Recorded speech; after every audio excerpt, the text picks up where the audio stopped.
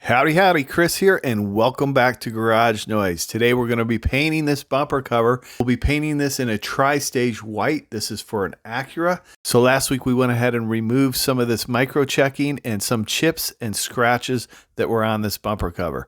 We went ahead and put 2 coats of 2K urethane primer over it. This helped fill some of those chips and scratches, and then we sanded that down with 320 grit sandpaper, filled the remaining chips and scratches with some USC icing, block sanded it out, and today we're going to be painting it with a tri-stage white finish. So let's dig in and get started. So the gun we're going to be using today for sealer, base coat, mid coat, and the clear coat is going to be this Porphis PRD 627 with a split tip. This is a very reasonably priced gun at right around $200, and it performs beautifully. They're well-built guns, so if you're looking for a gun, you definitely want to check out these Porphis guns. Now Darius has went ahead and mixed up some sealer for us, and we're going to seal this bumper before we apply our paint. So what is sealer and why do we need it? Sealer is basically just a thinned out primer, and this is going to create a extra layer of protection, especially on front bumpers, because they're flexible, they take a lot of stone chips, and this is going to help protect against those stone chips. It's going to help make it a little bit more flexible in case it gets into an impact. A lot of times as DIYers, we want to try and avoid sealer as much as possible, but on bumper covers, I think it's essential to seal these bumper covers before you paint them. Now, if it was a door and my primer was nice and uniform, then I probably would not seal it. And the reason for that is using sealer in an open garage without a paint booth, it's going to attract more dust. You're going to have more trash in your surface, and that's just going to have to be corrected before or after you paint. After about 10 minutes, we're ready to apply our first coat of base. Now the gun settings for this gun is we have our fan pattern wide open, we have our fluid volume set at 2.5 turns out from closed, and the air pressure is going to be set at 19 psi. We use these same gun settings for our sealer and our base. This is just a guideline for your gun settings. There's other factors that you need to take into consideration. One would be the air temperature and how you like to spray, your speed and your distance from the panel. All that's going to affect how you want that material to atomize when you're spraying it. So these are just some guidelines, a place to start, and then you can make the adjustments you need from there.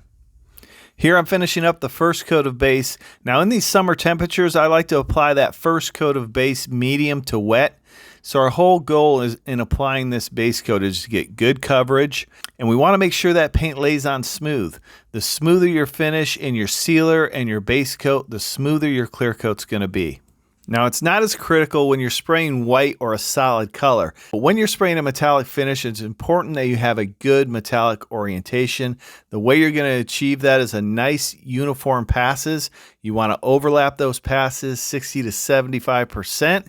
This is going to help eliminate mottling or tiger striping and just give you a nice uniform metallic orientation. Right here is where we got this, it's basically called sand piling, and it's a real roughness in the surface. So we need to smooth this out before we apply any more paint on this. So I've just got some 600 grit sandpaper here. I think I'm going to grab a new piece, and we're just smoothing this out. And then we'll kind of look over the rest of the bumper, make sure there's no other areas that we have that. Sometimes you run into things like this and you just need to be aware of it, that it can happen, and then take care of it. It's kind of difficult to see right here, but you'll see it better after I start sanding it. But this is why it's so important to inspect your panels after each part of the process. See all these little gray dots? That's where that roughness was. We sanded it out with 600. Now that was in the sealer, so we got a little sand piling in the sealer for some reason. It's fairly smooth now. So I went over the rest of the bumper as well, denibbed any dust that was in it, just kind of made sure there wasn't any other areas like that. So Darius is going to go ahead and tack this off real good, and then we'll spray the base on.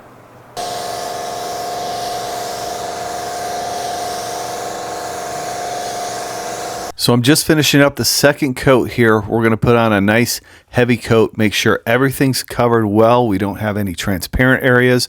We want to make sure we get all the edges really well. Then we'll start applying the mid coat pearl. After waiting about 10 minutes, we're applying 2 coats of mid-coat pearl.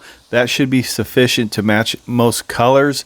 Now you can do a spray out if you need to do 3 or 4 coats, but I don't find that's necessary. Typically it's about 2 coats.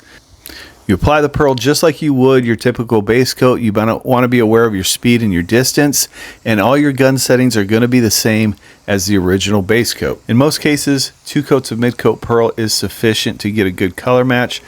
Now, if you need to blend your tri-stage finish, blend into the adjacent panels, I do have some videos on my channel explaining that process. It is a little bit more of a process to blending that tri-stage finish, and I will have a video coming up soon on the channel where it explains the whole process, so stay tuned for that. Make sure you're subscribed to the channel so you don't miss that video. Okay, we're going to spray clear coat now. We're going to run this fan wide open, 28 psi, and 3 turns out from closed on the fluid volume.